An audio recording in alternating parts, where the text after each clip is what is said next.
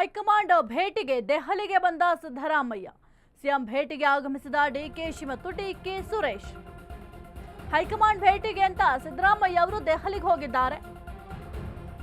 CM ಭೇಟಿಗೆ ಅಂತ ಆಗಮಿಸಿದ್ದಾರೆ ಡಿಕೆಶಿ ಮತ್ತು ಡಿಕೆ ಸುರೇಶ್ ಅವರು. ದೆಹಲಿಯ ಕರ್ನಾಟಕ ಭವನದಲ್ಲಿ ನಾಯಕರ ಸಭೆ. ದೆಹಲಿಯ ಕರ್ನಾಟಕ ಭವನದಲ್ಲಿ ನಾಯಕರ ಸಭೆ ಇರುತ್ತೆ. ಮೋದಿ ಭೇಟಿಗೆ ಮುನ್ನ ಸಿಎಂ ಮತ್ತು ಡಿಸಿಎಂ ಸಭೆ.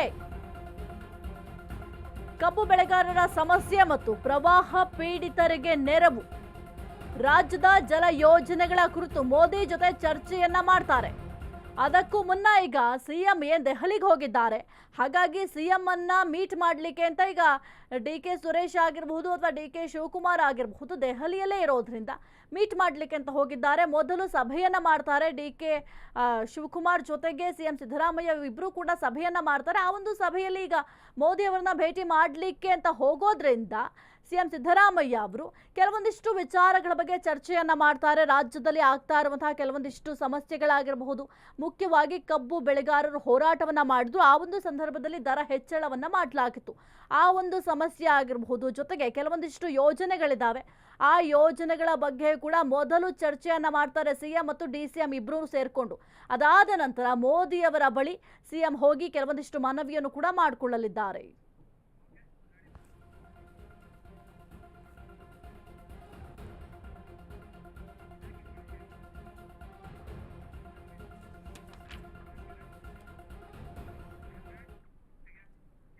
ಖೈದಿಗಳಿಗೆ ವಿಶೇಷ ಸೌಲಭ್ಯ ನೀಡಿರುವ ಆರೋಪ.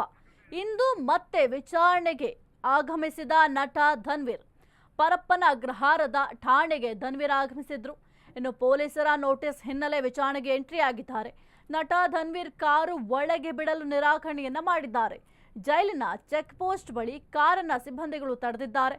ನಿರಾಕರಣೆಯ ಹಿನ್ನೆಲೆ ಕಾರಿನಲ್ಲಿಯೇ ಕುಳಿತಿದ್ರು ಧನ್ವೀರ್. ನವೆಂಬರ್ 13ರಂದು ವಿಚಾರಣೆಗೆ ಬರುವಂತೆ ಖಾಕಿ ಬುಲಾವ್ ಕೊಟ್ಟಿತ್ತು. ವಕೀಲರ ಮೂಲಕ ಮನವಿಯನ್ನ ಮಾಡಿ ವಿಚಾರಣೆಗೆ ಗೈರಾಗಿದ್ರು.